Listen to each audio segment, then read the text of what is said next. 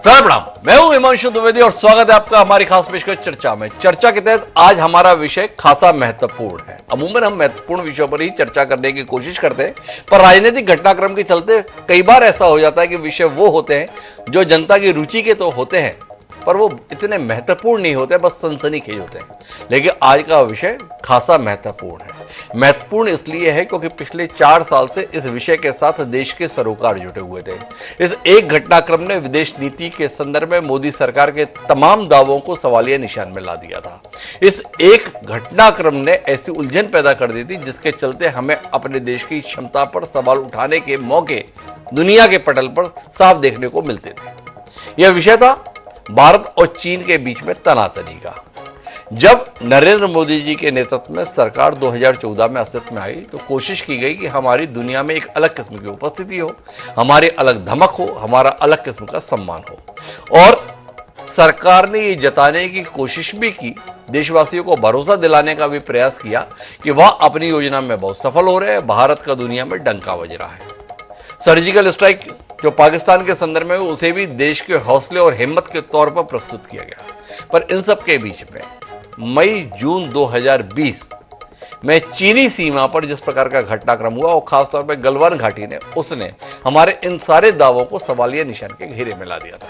गलवान घाटी के संदर्भ में हिंसा को लेकर ऐसे दावे किए जाते हैं कि उस घटनाक्रम में तकरीबन 20 भारतीय सैनिकों को और 40 चीनी सैनिकों को अपनी जान से हाथ धोना पड़ा। उस घटनाक्रम के संदर्भ में विपक्ष लगातार मोदी सरकार को निशाने पर लेता रहा और कहता रहा कि इनके राज्य में देश की सीमाएं सुरक्षित नहीं रह गई। वहीं भारत सरकार के द्वारा और स्वयं प्रधानमंत्री के द्वारा यह कहा गया कि ना कोई इधर से आया ना कोई इधर से उधर गया। पर इन सब के बीच 4 साल से हमारे चीन के साथ संबंध खासे ठंडे थे।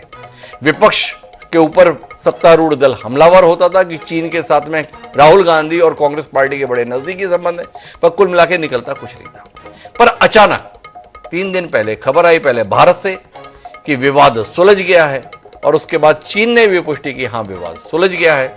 और साथ ही साथ रूस यात्रा पर पहुंचे प्रधानमंत्री मोदी की चीनी राष्ट्रपति से मुलाकात, संबंधों की नई कहानी, यह सब शुरू हो गया है।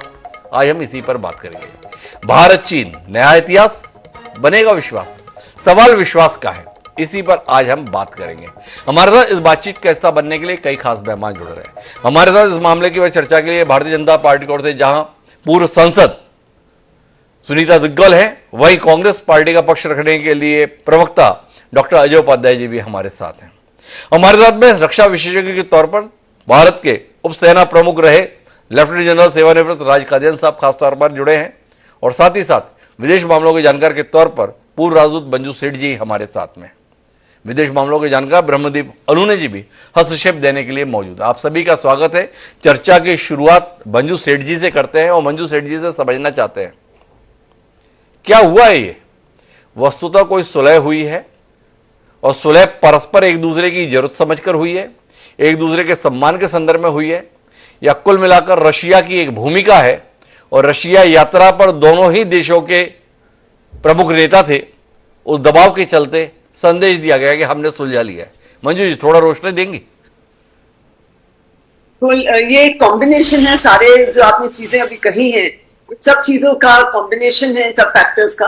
और लेकिन ये नहीं कि ओवरनाइट ये समझौता हुआ है। हाँ, बहुत राउंड ऑफ टॉक्स हुए हैं मिलिट्री लेवल पे भी और डिप्लोमेटिक लेवल पे भी। बहुत दिनों से चल रही है बातचीत, मिनिस्टर के बीच में भी हुई है बात।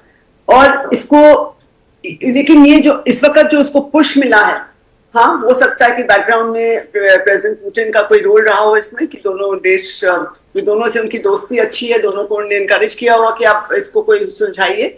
और मेरा मानना है कि चीन को भी इस वक्त लगा कि इट नीड्स एक इमेज क्रिएट करने के लिए कि हम और इंडिया के साथ जो हमारे रिलेशनशिप है और वो अच्छे हो गए। क्योंकि अगर हम देखेंगे इंडिया ने थोड़ा सा उनके ऊपर, भारत ने काफी वो क्या कहें रुकावट लगा रखी है उनके इन्वेस्टमेंट, रुकावट नहीं मतलब ज्यादा स्क्रूटनी की हुई है उनके इन्वेस्टमेंट्स पे और ट्रेड के ऊपर भी कोशिश कर रहे हैं कि थोड़ा रुक जाए।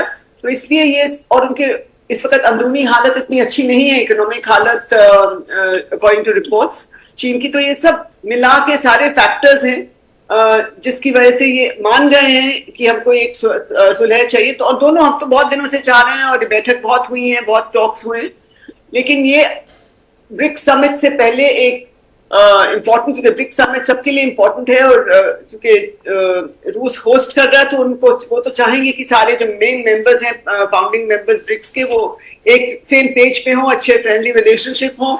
और उसकी वजह से मुझे लग रहा है कि इसको पुश मिला है और ये एग्रीमेंट हुआ है अरेंजमेंट पे। बट अब ये हमें देखना है कि आगे चल के इम्प्लीमेंटेशन ऑन द ग्राउंड कैसे होता है, कितना इफेक्टिव होता है। मैं थोड़ा आपसे समझना चाहूंगा, LAC पर लाइन ऑफ एक्चुअल कंट्रोल पे तनाव कम करने की दृष्टि से कोर कमांडर के स्तर पे 21 दौर की बातचीत हुई। राजनीतिक तौर पर जिसका आप उल्लेख कर रही हैं, 31 दौर की बातचीत हुई। दोनों देशों के विदेश मंत्री भी परस्पर इस विषय को लेकर मिले, पर आखिरी निर्णायक बातचीत जो है वो सुरक्षा सलाहकार डोभाल जी की जब वहां के विदेश मंत्री जी के साथ सितंबर में हुई, उसके नतीजे के तौर पर इस समझौते को देख रहे हैं। थोड़ा आप बता सकती हैं कि हुआ क्या है समझौता?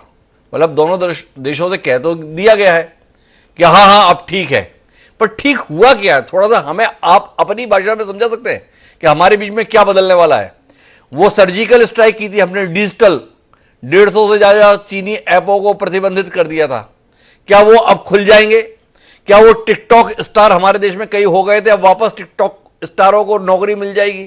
थोड़ा बताइए ना मंजू जी, क्या होने जा रहा है?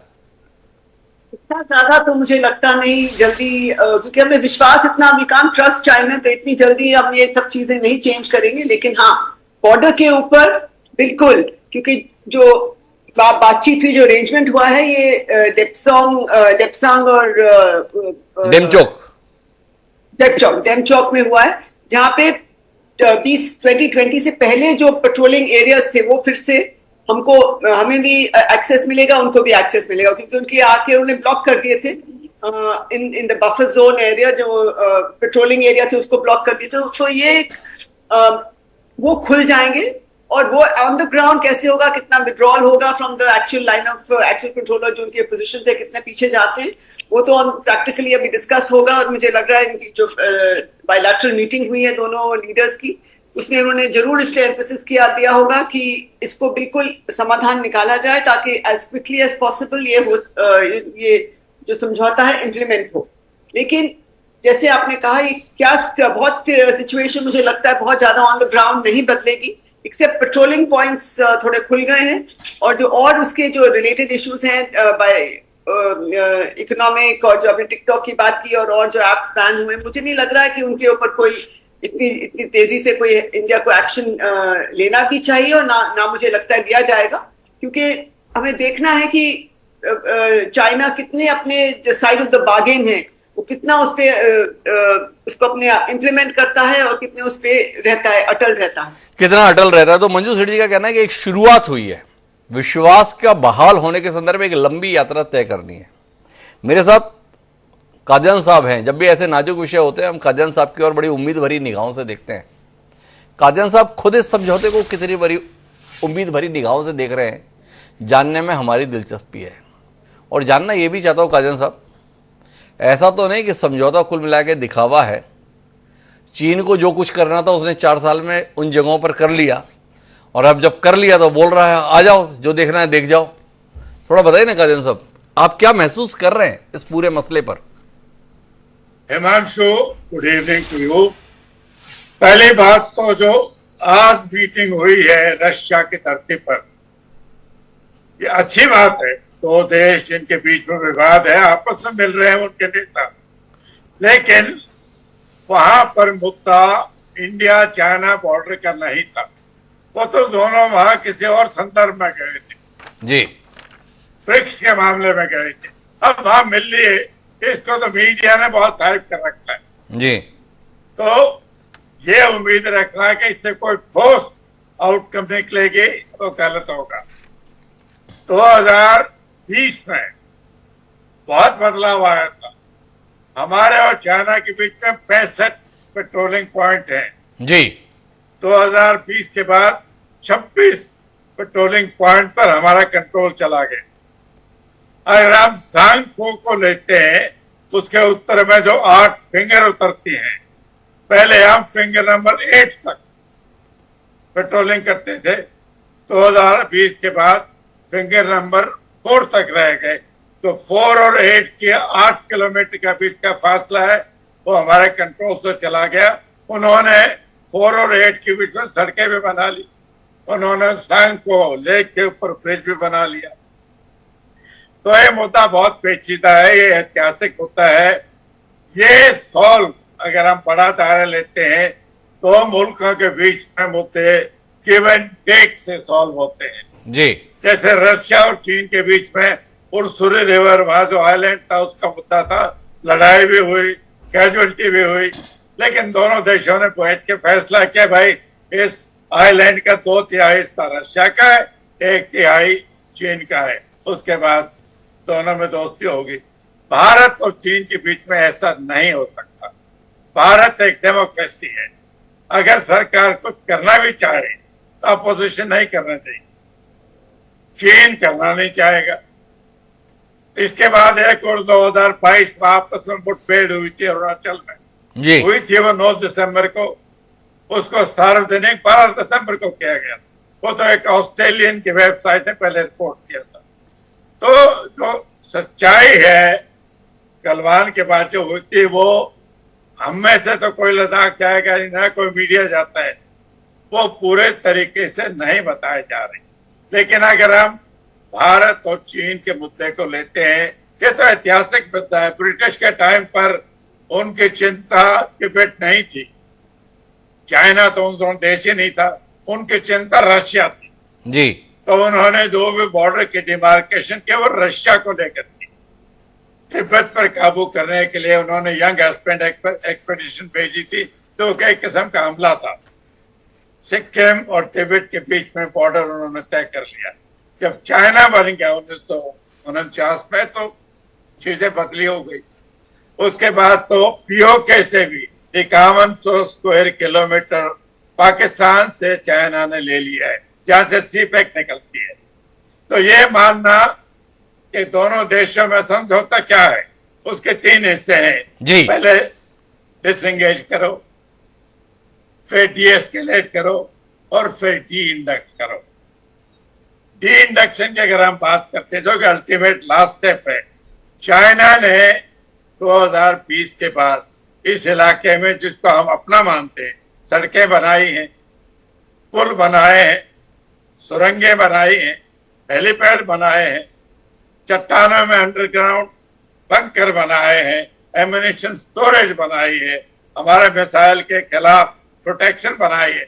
ये मान के चलना है कि चाइना वो सब छोड़ के वापस चला जाएगा, वास्तविकता नहीं है। तो करें थोड़ा सा मुझे बताएंगे, अभी हमने समझौते में तय क्या किया है, ये बताने की कोशिश की जा रही है। देखो भारत की शक्ति को, भारत के सामर्थ्य को, भारत की हिम्मत को, आखिरकार चीन को समझौता करना पड़ा है और 2020 की स्थितियों को वापस बहाल किया जा रहा है। क्या वाकई ऐसा है? नहीं, हिमांशु जी, ये मीडिया की हाइप की हुई है। समझौता का मतलब क्या है कि भाई और आपस में लड़ाई नहीं होगी, लेकिन वो समझौता नहीं है। तो हमारी टेरिटरी पर वो बैठे हुए, जिसको हम मानते हैं, जो 1993 में भी फैसला हुआ था, वो उसके भी आगे आ गए, 2020 में भी आ गया है। वो पीछे जाने की ना कोई बात हुई है, ना कोई, मेरा मानना, ना कोई बात होगी, ना वो पीछे जाएंगे, ना वो पीछे जाएंगे। बड़ा महत्वपूर्ण ये टिप्पणी है देश के उप सेना प्रमुख रहे लेफ्टिनेंट जनरल राज कादियान जी की। मेरे साथ में सुनीता दुग्गल जी हैं। सुनीता दुग्गल जी के होने का हमें 2 फायदे हैं। भारतीय जनता पार्टी के बड़ी नेता भी हैं और साथ साथ पूर्व प्रशासनिक अधिकारी भी हैं। तो क्या कहते हैं सुनीता जी? हमें तो बताया गया था ना कोई आया है ना कोई गया है। कादियान साहब जैसा अनुभवी जनरल बता रहा है आया ही नहीं है, बस भी गया है, और अब यह है कि आगे और नहीं लड़ेंगे, बस इतने का ही समझौता है। जी सुनीता जी। नहीं हिमांशु जी, देखिए हमें जो है ना पॉजिटिव एस्पेक्ट लेकर चलना चाहिए कि जिस तरह की तलखी जो है वो दोनों देशों के बीच में थी, और 2020 के बाद से जिस तरह से जो है वो आपस में बहुत सी आप देखिए, चाहे आर्थिक रूप से कहें, चाहे राजनयिक रूप से कहें, सामरिक रूप से कहें, तो एक जो दोनों के बीच में एक जो है एक तरह से जो बर्फ जम गई थी, तो आइस ब्रेकिंग जो है वो हुई है। तो उससे मुझे लगता है कि धीरे धीरे जो है दोनों ही देशों को बहुत इसका फायदा मिलने वाला है, क्योंकि चाइना भी जो है इस बात को लेकर देखिए परेशान है कि जिस तरह से अमेरिका के साथ उनका जो एक कंपटीशन है, और उसमें अगर हम जो एशिया के ये दोनों जो बड़े देश हैं, अगर ये आपस में एक दूसरे के साथ सामंजस्य बनाकर रखेंगे, तो मुझे लगता है कि पूरे विश्व के अंदर जो है इसका एक बहुत अलग सा मैसेज जाएगा। और इसमें सबसे बड़ी बात यह है कि जिस तरीके से माननीय प्रधानमंत्री नरेंद्र मोदी जी ने जो है वो कोशिश बरकरार रखी, और हमेशा ये उन्होंने जो है समझकर चला, मानकर चला कि अगर हम जो है एक कदम आगे बढ़ाकर इस तरह की बात करते हैं, तो उसमें अब चाइना भी जो है आगे बढ़कर आया है। तो मुझे लगता है कि ये धीरे धीरे जो है इसमें एक बहुत अच्छा जो है एक सामंजस्य आपस में बनेगा, क्योंकि अभी तक अगर हम देखें तो माननीय प्रधानमंत्री जी ने कम से कम भी 9 बार जो है वो चाइना की यात्रा की है, 5 बार मुख्यमंत्री गुजरात के रहते हुए और 4 बार जो है प्रधानमंत्री रहते हुए, और इसके साथ साथ कम से कम भी 20 बार जो है माननीय प्रधानमंत्री जी जो है वो चाइना के प्रधानमंत्री से जिसे चाहे 1-to-1 है या फिर किसी और कंट्री के अंदर अगर गए हैं, तो वहां पर जो है वो आपस में टेबल पर जो बातचीत हुई है, तो एक पॉजिटिव एस्पेक्ट अगर हम लेकर चलें, तो मुझे उम्मीद है कि धीरे धीरे चाइना को भी ये महसूस होगा। और इसके साथ साथ आप देखिए कि आर्थिक रूप से भी बहुत सी ऐसी चीजें हैं कि जिसमें जो है चाहे हम कहें कि इंडिया ने उसमें जो है कुछ कट किया है, चाहे उनके साथ हमारी जो आर्थिक जो आपस में जो हमारा जो व्यापारिक तालमेल है, चाहे आपने देखा होगा कि पिछले दिनों बहुत से जो उनके ऐप हैं, टिकटॉक है और इस तरह के बहुत से ऐप हैं, उसके ऊपर जो पाबंदी लगाई गई थी। तो ये सब बातों को ध्यान में रखते हुए मुझे लगता है कि अगर जो है वो चाइना के भी कुछ ये चीज समझ में आ रही होगी कि अगर हम आपस में एशिया के अंदर अगर हम आपस में जो है एक अच्छा सामंजस्य बनाकर चलते हैं, तो ये दोनों ही देशों के लिए। आप थोड़ा सा मेरे विषय के साथ में भी जुड़िए, पैरवी करने के साथ साथ अपनी पार्टी और अपनी सरकार की। 2 सवाल लेकर मैं आपके बीच में आता हूं। पहला सवाल जो कादियान साहब की टिप्पणी के साथ उभरता है कि इन 4 सालों में चीन ने भारत की कब्जाई हुई भूमि पर पूरा इंफ्रास्ट्रक्चर तैयार कर लिया। हमें बताया गया था कि कोई नहीं आया, लेकिन कादियान साहब का कहना है कि आया भी है और बस भी गया है। क्या इस समझौते के तहत जो सड़कें बना दी गई हैं, जो बंकर बना दिए गए हैं, जो उसने अपने हथियार रखने के जखीरे वहां पर सेट कर दिए हैं, क्या वो सब छोड़कर जाने की सहमति बनी? एक सवाल। दूसरा सवाल आपके इस दलील के साथ में जुड़ा हुआ है कि चीन के साथ तो हमारे बड़े अच्छे रिश्ते रहे हैं। प्रधानमंत्री जी नरेंद्र मोदी प्रधानमंत्री बनने से पहले भी चीन की यात्राएं कई बार की और प्रधानमंत्री बनने के बाद भी की हैं। 20 बार अलग अलग मौक़ों पर चीन के राष्ट्रपति के साथ मुलाकात भी की हैं। और हमें 4 साल से आप लोग ये बताते हैं कि ये कांग्रेस पार्टी और इसके नेता राहुल गांधी ये चीन के पिट्ठू हैं, चीन से मदद लेते हैं। आप बता रही हैं कि चीन के पास जाते मोदी जी हैं और चीन के पिट्ठू राहुल गांधी कहलाते हैं। तो बड़ा विरोधाभास है। तो थोड़ा सा दोनों विषयों पर आपसे रोशनी मिले तो कांग्रेस के प्रवक्ता डॉक्टर अजय उपाध्याय से जरा सीधे सीधे सवाल करने में मुझे सहूलियत हो जाएगी आपकी मदद से। थोड़ी मदद कीजिए ना मेरी।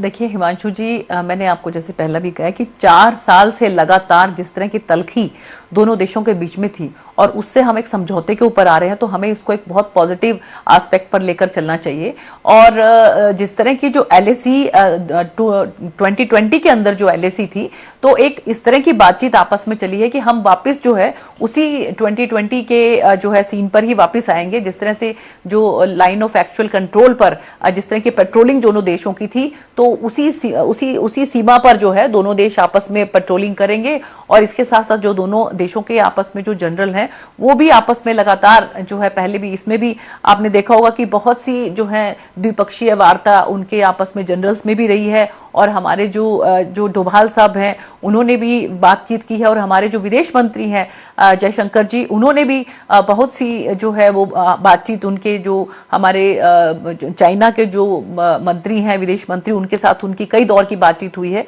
और इस सब के अंदर जाकर मुझे लगता है कि अब हम इस नतीजे पर पहुंचे कि ये अगर हम एलएसी को वापस जो है 2020 के उस पर ही अगर बहाल करके रखते हैं, तो दोनों देशों के लिए ही वो बहुत ही सही रहेगा। और इसके साथ साथ एशिया के अंदर भी एक जो है पूरा माहौल जो है यहाँ के सभी देशों के अंदर एक पॉजिटिव माहौल रहेगा। और देखिए अभी स्थिति जो है वो पहले से बहुत ज्यादा बदल चुकी है, चाहे आप इसमें अमेरिका की बात लें, चाहे आप कनाडा की बात लें, और अभी माननीय प्रधानमंत्री जी जो ब्रिक्स के सम्मेलन में शामिल होने के लिए गए हैं, तो चाहे आप इसमें रशिया की बात करें, तो हमारे प्रधानमंत्री जी की कोशिश आप ये देखिए कि यही रहती है कि उन्होंने रशिया से भी और यूक्रेन से भी दोनों कंट्रीज के साथ जो है उनके प्रमुख जो है उनके साथ बातचीत करके इस कोशिश में रहे हैं कि वहां पर किसी भी तरीके से जो है वो शांति बहाल होनी चाहिए। तो ये कोशिश आप अगर लगातार करते रहेंगे तो कहीं ना कहीं आपको एक सिल्वर लाइन नजर आएगी, कहीं ना कहीं आपको ये नजर आएगा कि हम जो है कहीं ना कहीं उसके कोई नतीजे सार्थक हमारे सामने नजर में आएंगे। तो मुझे लगता है कि बहुत अच्छी जो एक पहल है और इसके नतीजे हमें बहुत जल्द जो है वो अच्छे नजर आएंगे। हालांकि मैं ये भी मानती हूँ कि इसके अंदर बहुत जबरदस्त सावधानी बरतने की भी जरूरत है, क्योंकि जैसा कि ये हमारा पहले के जो एक्सपीरियंसेस हैं, लेकिन फिर भी हमने जिस तरह की सख्ती जो है वो इस समय के दौरान चाइना के साथ रखी है, तो मुझे लगता है कि शायद चाइना को भी ये बात समझ में आ रही है कि आपस में अगर हम समझौते के तौर पर सामंजस्य बनाकर रखेंगे तो वो दोनों देशों के लिए ही बेहतर होगा। सुनिए जी, आपने इतना कुछ बोला लेकिन आप अपने पसंदीदा किरदार पर एक टिप्पणी भी नहीं की। मैंने राहुल गांधी को लेकर सवाल किया था, आपने कुछ भी नहीं कहा। ऐसा जुल्म आपने क्यों किया?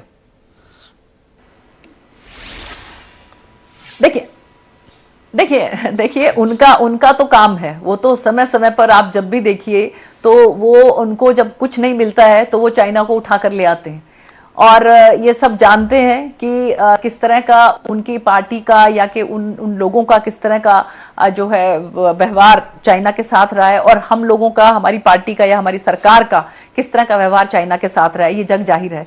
तो इसलिए मुझे लगता है कि क्योंकि उनके पास कोई मुद्दे नहीं है, कहने के लिए कोई बात नहीं है, तीसरी बार माननीय प्रधानमंत्री नरेंद्र मोदी जी के नेतृत्व में हमारी सरकार बनी है, और हरियाणा के अंदर भी हमने ऐतिहासिक जो यहाँ की जनता ने निर्णय लिया है, और तीसरी बार आप ये देखिए कि हमने यहाँ पर भी जो है नायब सिंह सैनी जी मुख्यमंत्री जी के नेतृत्व में हमने सरकार बनाई है। तो जब आपके पास कुछ मुद्दे नहीं रह जाते हैं, कुछ बात नहीं रह जाती कहने की, तो आप चाइना को पकड़ कर ले आते हैं। तो हम चाइना को पकड़ कर ले जाते हैं। तो अब मैं डॉक्टर अजय उपाध्याय आपके पास हूं, कितने उत्साहित और कितने निराश हैं आप?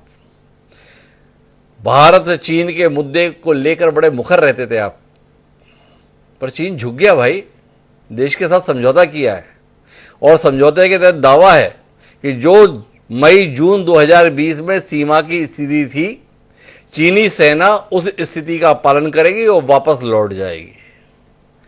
आज रूस में जब हम ये कार्यक्रम कर रहे हैं, खबर आ रही है 1 घंटे की मुलाकात हुई है चीनी राष्ट्रपति और शी जिनपिंग के बीच, जिसमें कहा गया है कि परस्पर एक दूसरे का सम्मान कीजिए, एक दूसरे को स्वीकार कीजिए। क्या कहते हैं डॉक्टर अजय उपाध्याय, नरेंद्र मोदी सरकार की इस उपलब्धि पर 4 साल भले ही लगे, लेकिन चीन पीछे हटने को तैयार हो गया। बधाई देना चाहेंगे केंद्र सरकार को और नरेंद्र मोदी जी को? डॉक्टर साहब, हम आशा करते हैं और उम्मीद भी करते हैं कि सैनिकों की वापसी पहले जैसी जो हमारी स्थिति थी 2020 में जहां हम थे, उस स्थिति में आएंगे।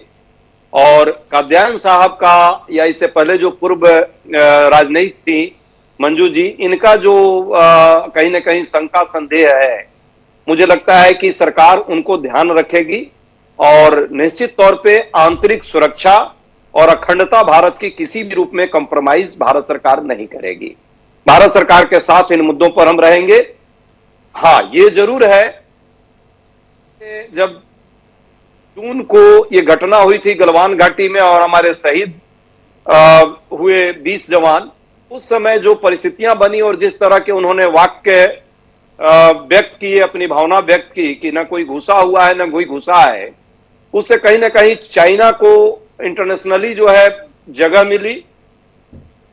तो इतना समय लगा है, मानकर चलना चाहिए वो भी एक नतीजा था। शायद उस समय हम स्पष्ट रखते, क्लियरिटी के साथ होते, तो हम आज इतना समय इसमें व्यतीत नहीं होता। दूसरी बात, मैं मानता हूं सरकार, मोदी सरकार का दृष्टिकोण जो है डीडी जेल के तरह है।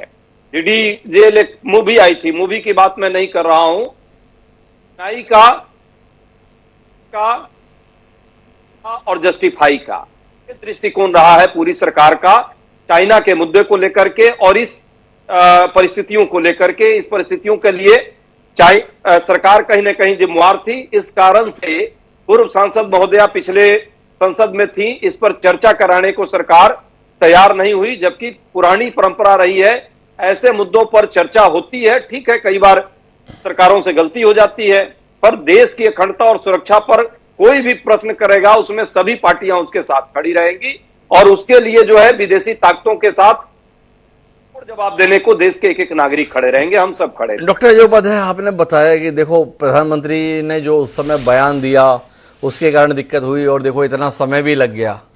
भाई जो भी समय लग गया, लेकिन 4 साल के भीतर इस बात का समझौता अंतर्राष्ट्रीय पटल पर आया हुआ है कि दोनों देश मई जून 2020 की स्थिति में वापस पहुंचेंगे। पर जब आपका शासन था उस समय के संदर्भ में बताते हैं, अक्साई चीन की 38,000 किलोमीटर भारत की भूमि चीन के कब्जे में चली गई। ये 4 साल में उपलब्धि आ रही है।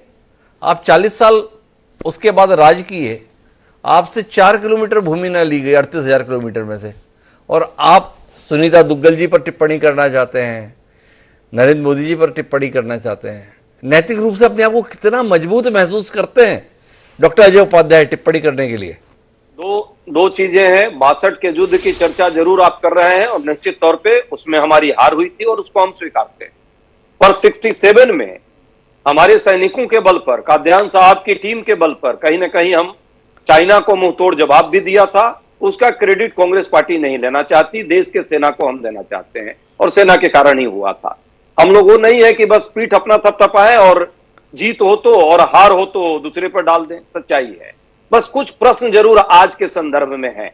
चीन के साथ जो समझौता हुआ है, सरकार को भारत के लोगों को विश्वास में लेना चाहिए, और कुछ वाजिब प्रश्न है, उन प्रश्नों का उत्तर हम लोग जरूर सरकार से चाहेंगे। देश के आम जनमानस चाहते हैं, क्या भारतीय सैनिक डेप्सांस में हमारी जो दावे हैं, जो हमारी लाइन है, लेक से जंक्शन से आगे तक 5 पेट्रोलिंग पॉइंट तक हम जाते थे, पेट्रोलिंग हमारी सेना करती थी। इस समझौते के बाद क्या सक्षम होगी? क्या हमारे सैनिक डेम चौक में उन 3 पेट्रोलिंग पॉइंट तक जाते थे जो 4 साल से अब नहीं जा पा रहे हैं, क्या वहां फिर हम जाएंगे? क्या हमारे सैनिक पेंगोंग से फिंगर पर सीमित हो गए हैं, 4 पर भी अब नहीं है काद्यान साहब? जो पहले हम 8 तक जाते थे, क्या फिर हम 8 तक जाने की स्थिति में रहेंगे? क्या हमारी पेट्रोलिंग पॉइंट को Gogra spot spring, hot spring क्षेत्र में पेट्रोलिंग पॉइंट तक जाने की छूट थी, हम फिर जा पाएंगे? क्या भारतीय चरवाहों को एक बार फिर चुशूल में हेमलेट टॉप,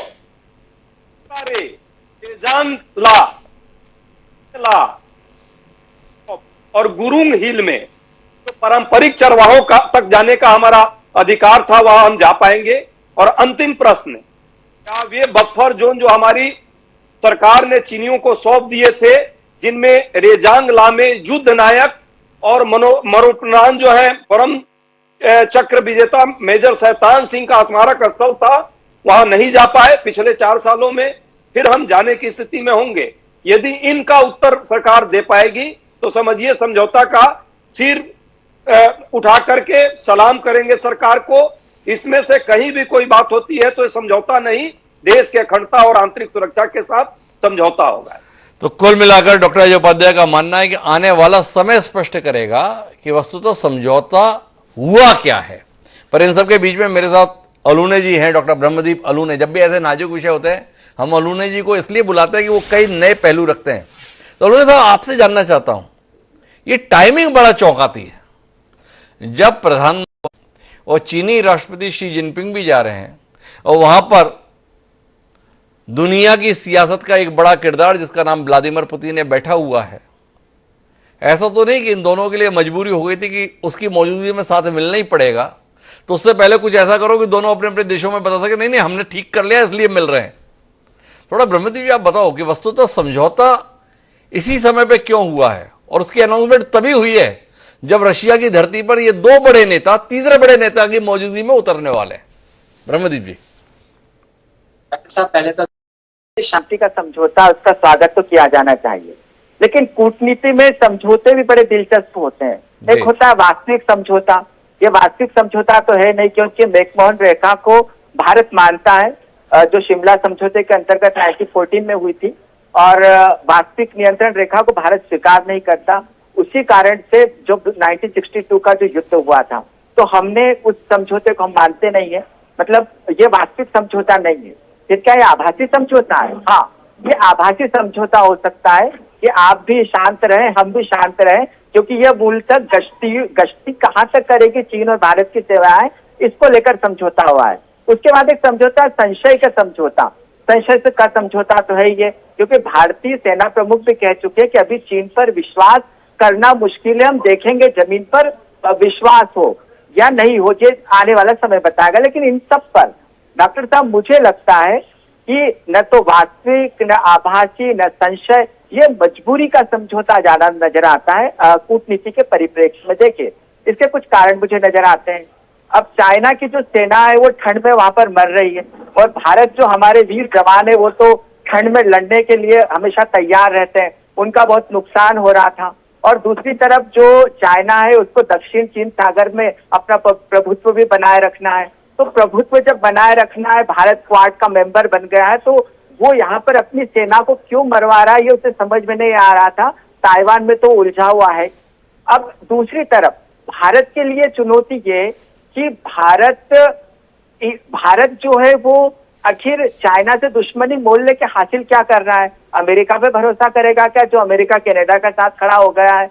अमेरिका के लिए क्यों झगड़ा करें हम, जबकि अमेरिका बार बार हमको आग दिखाने लगा है। अमेरिकी भारत को लेकर कूटनीति समझ में नहीं आती। हम ट्रंप पर विश्वास करें जो कि भारत के खिलाफ कभी भी बोल देते हैं, या कमला हैरिस पर भरोसा करें जो कि कभी भी भारत के मानवाधिकारों पर सवाल उठा देती है। तो ऐसे में पुतिन जो है, जो आपने प्रश्न पूछा था, पुतिन ने मुझे लगता है अपने दोनों पड़ोसियों को समझाया है, और दोनों पड़ोसियों को मजबूरी में समझना भी पड़ा है कि आप अमेरिका से के साथ खड़े रहकर किसी भी प्रकार से आखिर हासिल क्या कर लेंगे। और न तो कुछ भारत को हासिल हो रहा था और न ही कुछ चीन को हासिल हो रहा था, और इस सब में किसी को हासिल हो गई थी तो पुतिन को हासिल होगा, क्योंकि 32 राष्ट्र अध्यक्ष को बुलाकर उन्होंने दुनिया को संदेश तो दे दिया है कि पुतिन जो है वो दुनिया के लिए अछूत नहीं है। दुनिया ऐसा नहीं कि स्वीकार नहीं करती। आने वाले समय में ब्रिक्स में और 2-4 अच्छे देशों को लेकर जो पुतिन है उनकी बादशाहत तो बढ़ी जाएगी। और डॉक्टर साहब, आपने थोड़ी सी बात एक और पूछी थी। देखिए, कभी कभी आर्थिक प्रतिबद्धताओं के लिए बाकी चीजों को साइड में छोड़ना ही पड़ता है।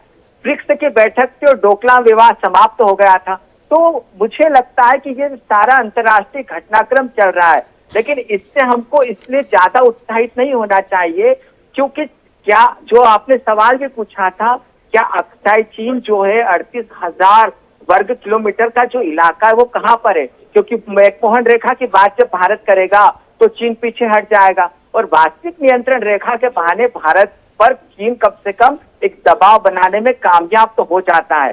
तो अब भारत ने अभी तो देखिए, हमारी मुझे लगता है सेना के तौर पर, यदि सैन्य बलों के तौर पर कहें तो ये समझौता मुझे अच्छा लगा है। वो इसलिए क्योंकि चीन ने 50,000 सैनिक तैनात किए, हमने भी अपनी ब्रिगेड भेज दी। हमने अरुणाचल से लेकर लेह लद्दाख तक चीनियों को ये तो दिखा दिया कि हम लंबे समय के लिए युद्ध के लिए पूरी तरीके से तैयार हैं। अब चाइना को इस लंबे युद्ध के लिए कुछ समझ में नहीं आ रहा था कि वो लंबे समय तक यहाँ पर उलझा रहे, या दक्षिण चीन सागर को देखे या ताइवान को देखे। तो मुझे लगता है कि भारतीय कूटनीति के दृष्टि से ये एक अच्छा कदम है, लेकिन ये वास्तविक से ज्यादा संशय, आभासी और मजबूरी का समझौता मुझे नजर आता है। अच्छा, एक बार बताइए अलोन साहब, ये बार बार हमें ये बताया जा रहा था कि हम रूस और यूक्रेन के बीच समझौता कराने में महती भूमिका निभाने की स्थिति में है। हम समझा रहे हैं दोनों को कि समझो तुम लोग और ठीक कर लो अपनी चीज़ों को। वो तो नहीं समझे, पर पुतिन ने इस समझाने की बातचीत में हमको समझा दिया और जिनपिंग को समझा दिया कि हम जो करेंगे करेंगे, तुम अपना ठीक कर लो, और हमने अपना ठीक कर लिया। क्या कहते हैं अलोने जी? बिल्कुल। देखिए डॉक्टर साहब, देखिए मतलब हम दो नालायक वैदेशिक शक्तियां तो नहीं कह सकते। अंतर्राष्ट्रीय परिप्रेक्ष्य में रूस और अमेरिका के लिए दोनों ही माने जाते हैं, लेकिन भारत के लिए रूस ज्यादा लायक नजर आता है। कम से कम कठिनाई में खड़ा तो होता है। तो रूस यूक्रेन में हम क्या कर पाए वो तो सबके सामने है। न तो रूस मानने वाला है, न यूक्रेन मानने वाला है, क्योंकि यूक्रेन जो है वो यूरोप का संसाधन बन गया है और वहाँ के जो एक बड़े कलाकार एक किरदार हैं, जो दुर्भाग्य से देश के राष्ट्रपति भी है, वो नेटो के फायदे के लिए, यूरोप के फायदे के लिए अपने देश को तहस-नहस करने पर आमादा है। तो उनके बारे में तो क्या कहें हम, लेकिन जो पुतिन है वो बहुत फायदे में है और वो दुनिया के सबसे बड़े लोकतांत्रिक देश के से गले मिलकर अपने यहाँ पर बुलाकर दुनिया को एक संदेश भी दे देते हैं कि हमको दुनिया चाहे कितनी अधिनायकवाद कहे, लेकिन दुनिया का जो सबसे बड़ा लोकतांत्रिक देश भारत है वो हमारे साथ खड़ा है। इसके कारण वो यूक्रेन के पक्ष में भारत के द्वारा बोली गई बातों को एप्रिशिएट भी कर देते हैं और इसका बखूबी कूटनीतिक फायदा भी उठा रहे हैं। तो इसका बखूबी कूटनीतिक फायदा भी उठा रहे हैं। मैं वापस लौट कर आता हूं काजल साहब आपके पास। डॉक्टर अजय उपाध्याय ने कई सारे सवाल उठाए अपने देश की सीमा के संदर्भ में और सेना की स्वतंत्रता के संदर्भ में, स्वायत्तता के संदर्भ में, उन इलाकों में। आप किस आकलन के साथ में हैं? जो समझौते के संदर्भ में ध्वनि आ रही है वो एस जयशंकर जी के द्वारा व्यक्त की जा रही है और वो बता रहे हैं कि ये पूरी प्रक्रिया जो है हमने बड़े धीरज के साथ पूरी की और इससे भारत की नई हैसियत दिख रही है। वो हैसियत आपको भी महसूस हुई है या उस हैसियत से ना इत्तेफाकी आपकी? हिमांशु जी, पहली बात तो दुख होता है कि एक ऐसा मुद्दा जो नेशनल सिक्योरिटी से ताल्लुक रखता है, हम यहाँ आके फिर भी एक दूसरी पार्टी के खिलाफ बात करते हैं। मेरा मानना है हर पार्टी की सरकार, हर नेता देशभक्त रहा है, पहले भी था, अब भी है। प्रयासों में कोई कमी नहीं है, नियत किसी की खराब नहीं। अक्साई चीन गया, जैसे विशेषज्ञ ने बताया, वो कांग्रेस के टाइम गया था 38,000 किलोमीटर। गलवान बीजेपी के टाइम हुआ। ये तो भूगोल का दुर्भाग्य है कि हमारा एक ऐसा पड़ोसी देश है जो हमको प्रतिद्वंदी मानता है और जिसके साथ हम 3800 किलोमीटर का बॉर्डर शेयर करते हैं। जब अमेरिका और सोवियत यूनियन प्रतिद्वंदी थे वो बॉर्डर शेयर नहीं करते जी, तो ये रोज के झगड़े नहीं थे। मेरा मानना यह है कि अगर हम पुराना इतिहास देखते हैं, चीन ने अभी तक अपना दावा नहीं छोड़ा है कि लद्दाख तिब्बत का पश्चिमी हिस्सा है और अरुणाचल तिब्बत का दक्षिणी हिस्सा है। आज तक कोई बयान चीन की तरफ से नहीं आया कि उनके स्टैंड में कोई बदलाव हो। वो प्रयासों में कमी नहीं है। पिछले 4 साल में हमारे डिप्लोमेट 30-31 से ज्यादा बार मिल चुके हैं, हमारे कोर कमांडर भी 20-22 बार मिल चुके हैं, लेकिन ये मुद्दा हल होने वाला नहीं है जब तक, मैंने फिर कहता रहा हूं कि गिव एंड टेक ना हो, और वो डेमोक्रेसी में हम कर नहीं सकते। एक मुद्दा कोई सरकार लेती है, नीयत बिल्कुल अच्छी है, विपक्ष उसके पीछे पड़ जाएगा, पहले भी हुआ है। फर्क ये है कि पहले जब लॉस हुआ हमारा 1965 में जी 38,000, या 1963 में जब 5,100 स्क्वायर किलोमीटर पीओके का हिस्सा चीन को दे दिया गया पाकिस्तान की तरफ से, हमने वो बात देश के सामने रखी थी। आजकल ये शक है कि जो सच्चाई बताए जा रहे वो वास्तविकता है या वास्तविकता नहीं है। मैंने आपको एग्जाम्पल दिया था कि 2022 9 दिसंबर को मुठभेड़ हुई थी भारतीय और चीन के सैनिकों के अरुणाचल में जी, कुछ थोड़ी बहुत चोटें भी आई थी। वो पब्लिक को जब भी पता लगा जब वो एक ऑस्ट्रेलियन वेबसाइट ने किया, उसके बाद 12 दिसंबर को 3 दिन के बाद भारत को बताया गया। तो हम कितना छुपाए, वास्तविकता छुप नहीं सकती। ये तो 2 पड़ोसी देश हैं, एक दोनों मजबूत देश हैं, एशिया में स्ट्रॉन्गेस्ट है, समय के साथ वर्ल्ड में स्ट्रॉन्गेस्ट हो जाएंगे। आप 2 शहरों को एक जंगल में नहीं रख सकते जब तक आप कोई समझौता ना करें, और समझौता सिर्फ गिव एंड टेक से होता है।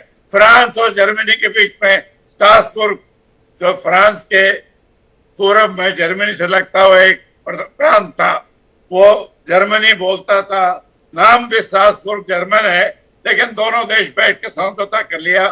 जर्मनी ने बोला ठीक है आप ले लो। वो होते हैं देशों के बीच फैसले, वो हम अपनी डेमोक्रेसी में नहीं कर पाते। लेकिन काजल साहब, आपसे अलूने साहब ने जो दृष्टि दी उस पर राय जानना चाहता हूं। चीन ने जब गलवान घाटी में घुसने की कोशिश की और इलाके पर अपनी पकड़ बनाने की कोशिश की, आज 4 साल बाद वो अपने उस पकड़ को छोड़ने पर सहमति दे रहा है। कहा जा रहा है कि चीनी सेनाएं वापस उसी स्थिति में पहुंचेंगी जो 2020 में थी। क्या इसकी वजह यह है कि जिस दृढ़ता के साथ, जिस दमदारी के साथ हमने सीमा पर अपने सैनिकों की जमावट बिठाई, उसके चलते चीन 4 साल में समझ गया कि इससे आगे आना संभव नहीं है और जहां तक पहुंचे वहां से कुछ पाना संभव नहीं है, इसलिए यह समझौता हो रहा है? क्योंकि हम सीमा पर ज्यादा मजबूती के साथ डटे हुए थे, तो 4 साल बाद चीन को ऐसा लग रहा है कि वो अपना समय खराब कर रहा है, अपने संसाधन खराब कर रहा है, अपने सैनिकों के साथ खिलवाड़ कर रहा है। हिमांशु जी, अगर तो स्थिति अप्रैल 2020 से पहले थी वो आ जाती तो बड़ा पॉजिटिव स्टेप हो, लेकिन अभी तक इसका कोई प्रमाण नहीं है, सिर्फ मीडिया में हाइप है। जी, मैंने कहा कि 2020 में 65 पेट्रोलिंग पॉइंट पे 26 पर हमारा कंट्रोल चला गया जी, एक पर भी वापस नहीं मिला है।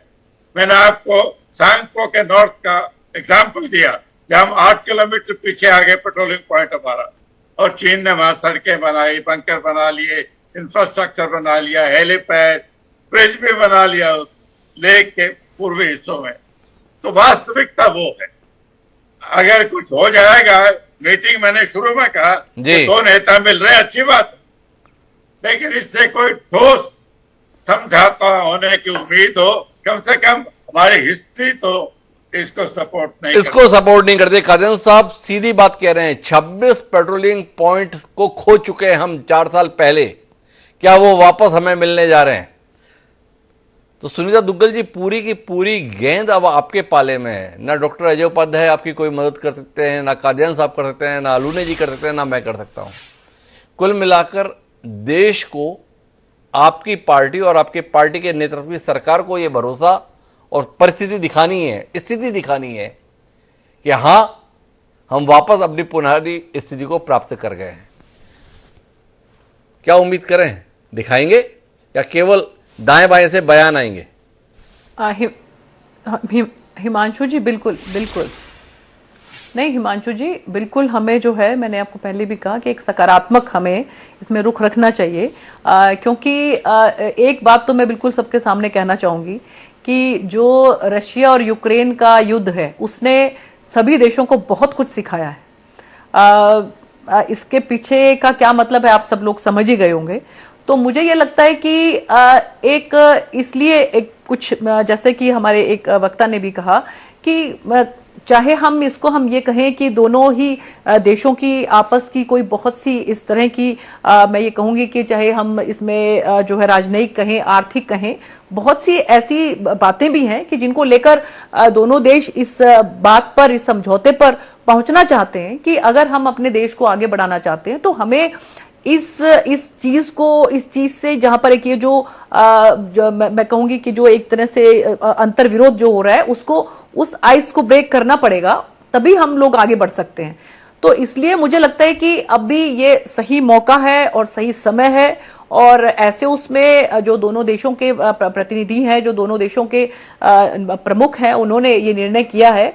और माननीय प्रधानमंत्री नरेंद्र मोदी जी की तो हमेशा से ही ये कोशिश रही है, और हमारे जो विदेश मंत्री हैं उन्होंने भी कितने दौर की बातचीत जो है वो जारी रखी है, और समय समय पर जब भी मौका मिला है तो हमने जो है वो चाइना को सही समय पर सही जवाब देने की भी हमने हिमाकत की है, या कि हमने। तो सुरेश जी, क्या उम्मीद करें? देश की संसद के पटल पर यह समझौता रखा जाएगा? क्या संसद के माध्यम से देश को यह बताया जाएगा कि वस्तुतः समझौता हुआ क्या है, जब अभी संसद सत्र निकट भविष्य में आने वाला है? क्या उम्मीद करें? अजय उपाध्याय जी को शिकायत रही, जब वो घटनाक्रम घटित हुआ तो सरकार ने संसद में बहस से बचना चाहा, अब तो समझौता हो गया है, उपलब्धि के तौर पर बताया जा रहा है। उम्मीद करें 4 साल पुरानी बहस, चर्चा, संवाद इस बार संसद में करा देंगे आप? जी सुनीता जी। मैं हिमांशु जी, ये बात, मैं इसका जवाब मैं पहले भी देना चाह रही थी कि उपाध्याय जी ने जो बात कही तो हमारे जो हमारे आदरणीय राजनाथ जी हैं, उन्होंने पार्लियामेंट के अंदर एक एक बात का जवाब जो है बिल्कुल खोल कर दिया था। हम ये नहीं कह सकते कि जो बात विपक्ष ने रखी, जैसा कि मैं पहले भी कही कि नेता प्रतिपक्ष जो है वो बार बार जब भी उनको कोई बात नहीं सूझती है तो वो चाइना को बीच में लेकर आते हैं। तो इसी बात का मैं बीच में जवाब देना चाह रही थी कि जब, जैसे जो उपाध्याय जी ने कहा कि जब पार्लियामेंट चल रही थी एट दैट टाइम भी जब इन्होंने चाइना के ऊपर बात कही और बहुत बड़े बड़े भाषण उस समय में जो है ना इस बात को लेकर कही, तो हमारे जो डिफेंस मिनिस्टर हैं आदरणीय राजनाथ जी, उन्होंने सदन के अंदर एक एक बात का खोलकर जवाब दिया था। और मुझे लगता है कि ऐसा नहीं है कि हम लोग इन बातों से या इन जवाब से कहीं भी हम लोग पीछे हटते हैं। जब भी कभी कोई ऐसी बात होती है तो माननीय राजनाथ जी जो हमारे रक्षा मंत्री हैं वो समय समय पर इसका जो अच्छा, तो फिर जाकर आप तो मुझे एक ही बात का उत्तर दे दीजिए, जब कोई आया नहीं था अंदर तो वापस क्यों लौट रहा है? हिमांशु जी देखिए, हम बात कर रहे हैं एलएसी की जो 2020 का हमारा जो हमारा ये था कि वहां पर पेट्रोलिंग होनी चाहिए। हम लोग ये चाहते हैं कि वो स्थिति बहाल होनी चाहिए। उस स्थिति के अंदर इसमें कहीं कोई दो राय नहीं है। ये राजनाथ जी ने भी ये सबके सामने बात जो है मानी थी कि जिस तरह से जो गलवान के अंदर जो हुआ था वो सबको मालूम है। तो वो स्थिति हमारी फिर से बहाल हो और हम 2020 के उस पर हमारी पेट्रोलिंग जो है उनके देश के जो है वो भी पेट्रोलिंग उसके हिसाब से करें और हमारे जो देश के जवान हैं वो भी उसके हिसाब से पेट्रोलिंग करें। तो इस बात को लेकर जो है समझौता आगे बढ़ रहा है और मुझे पूरी उम्मीद है कि बहुत अच्छे वातावरण के अंदर और बहुत पॉजिटिव एस्पेक्ट को हम लेकर चलेंगे और ये समझौता जो है वो सिरे चढ़ेगा। तो कुल मिलाकर हम बातचीत के अगर निष्कर्ष पर पहुंचे तो कुल मिलाकर एक शुरुआत बड़े लंबे अंतराल के बाद हुई, 4 साल का समय लगा है, पर एक समझौता सार्वजनिक रूप से व्यक्त हुआ है। पर यह समझौता क्या व्यवहारिक रूप में परिणत होगा? क्या भारत और चीन के संदर्भ में बेहतर संबंधों की दशकों से चली आ रही कोशिश इस बार मूर्त रूप ले पाएगी? क्या नरेंद्र मोदी और शी जिनपिंग की रशिया में हुई मुलाकात संबंधों की एक नई इबारत लिख पाएगी? और क्या अपने सबसे बड़े पड़ोसी मुल्क के साथ एक निश्चिंतापूर्व सुखद संबंध की सपने को हम आने वाले समय में साकार कर पाएंगे? सवाल गहरा है, आशंकाएं बहुत हैं, पर शुभकामनाएं हैं समझौते के साथ एक नई कहानी लिखने के संदर्भ में। आप सभी मेहमानों का बहुत बहुत धन्यवाद इस नाजुक विषय पर चर्चा का हिस्सा बनने के लिए। आज के इस कार्यक्रम में इतना ही, कल फिर मिलेंगे नए विषय के साथ। मुझे दीजिए इजाजत, सदा प्रणाम।